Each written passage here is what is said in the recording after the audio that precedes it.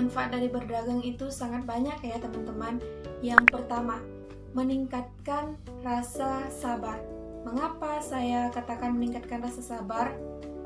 Karena dalam berdagang tidak selamanya barang yang kita jual itu akan selalu laku, akan selalu habis terjual.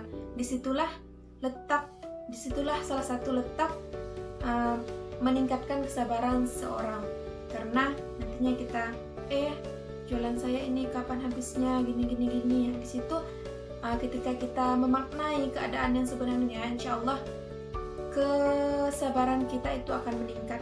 Bukan hanya di situ, kita pun nantinya akan menghadapi banyak pelanggan, banyak pembeli yang bermacam-macam.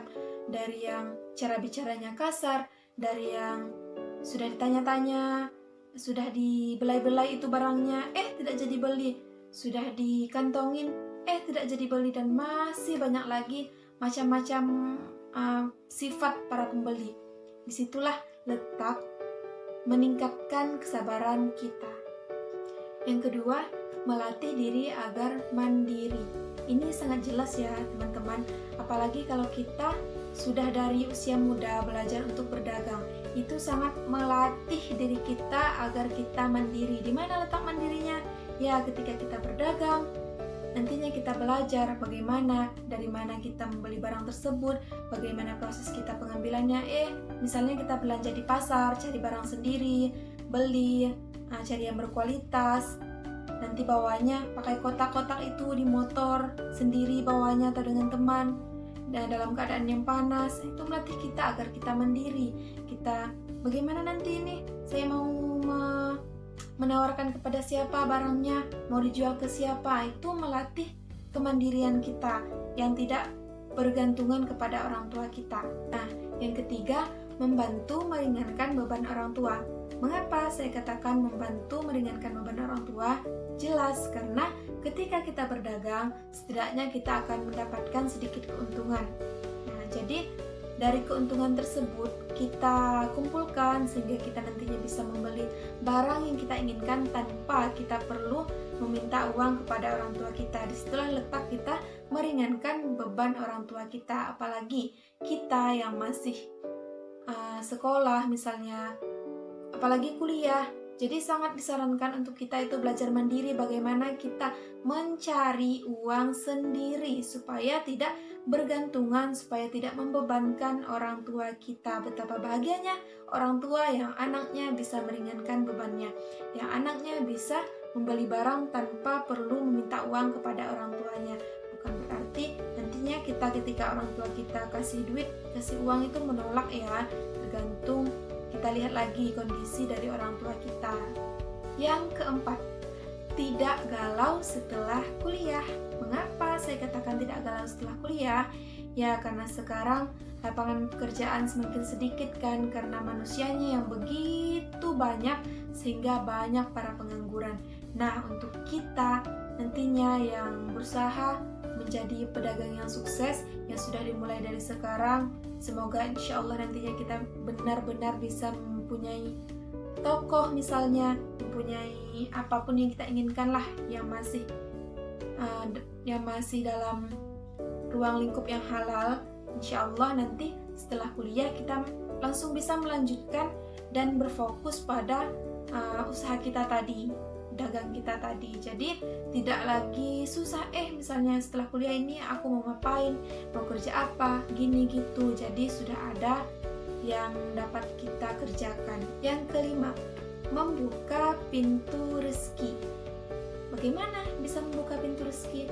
Jelas, ketika nantinya seseorang sudah menjadi pengusaha yang sukses, nantinya bisa mempekerjakan orang lain, membantu orang yang tidak punya pekerjaan, dijadikan karyawan, dipekerjakan di perusahaan kita, dan lain sebagainya.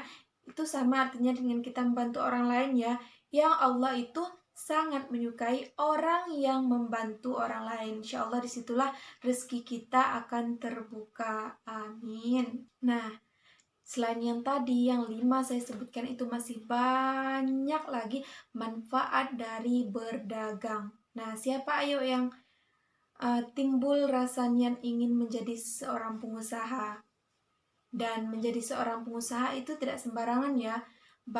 harus ada langkah-langkah yang kita kerjakan yang masih di jalannya Allah Subhanahu wa taala, tidak yang Allah larang. Bisa kita bahas sedikit di video ini ya.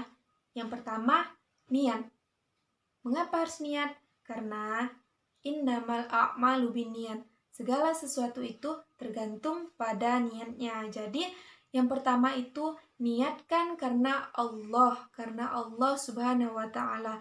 Niatkan berdagang untuk mendapat berkah dari Allah Subhanahu wa taala. Insya Allah ketika kita laksanakan dagang tersebut, Allah ridhoi, insya Allah berkahnya mengalir. Amin. Jadi niatnya itu karena Allah ya, bukan karena yang lain. Misalnya, aku mau mendirikan toko pakaian, misalnya aku mau mendirikan toko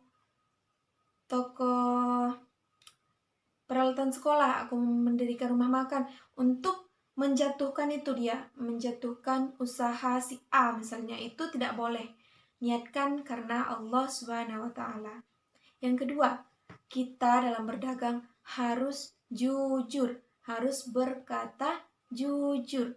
Jangan misalnya barang yang sudah kadaluarsa, pas promosi ini tuh kepada pembeli, ini bagus barangnya gini, padahal barangnya sudah kadaluarsa. Itu sangat tidak boleh ya, itu melanggar aturan dalam perdagangan. Itu sama juga kita membohongi pembeli. Yang ketiga, mengambil keuntungan sewajarnya. Jadi dalam berdagang itu jangan mengutamakan sifat tamak, karena kalau sudah tamak itu berkahnya nanti tidak ada.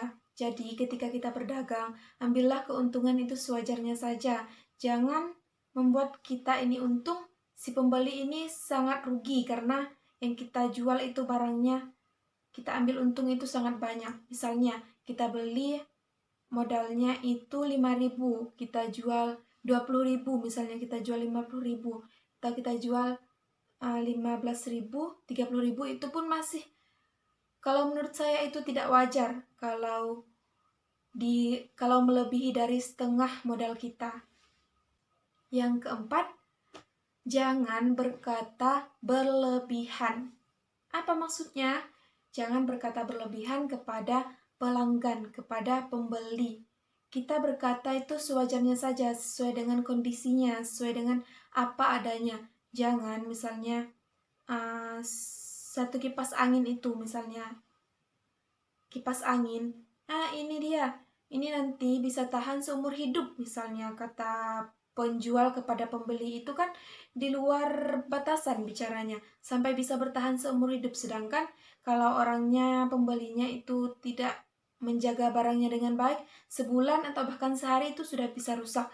Jadi bisa diubah perkataannya dengan, insya Allah barang ini kalau dijaga dengan baik akan tahan lama, bisa seperti itu. Jadi dalam berdagang jangan berkata yang berlebihan.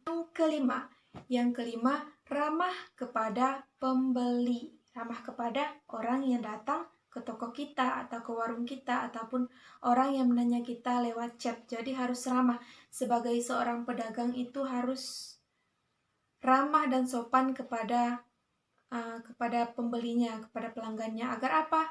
Agar orang yang ketika datang kepada kita itu tidak merasa jera dengan perlakuan kita terhadapnya.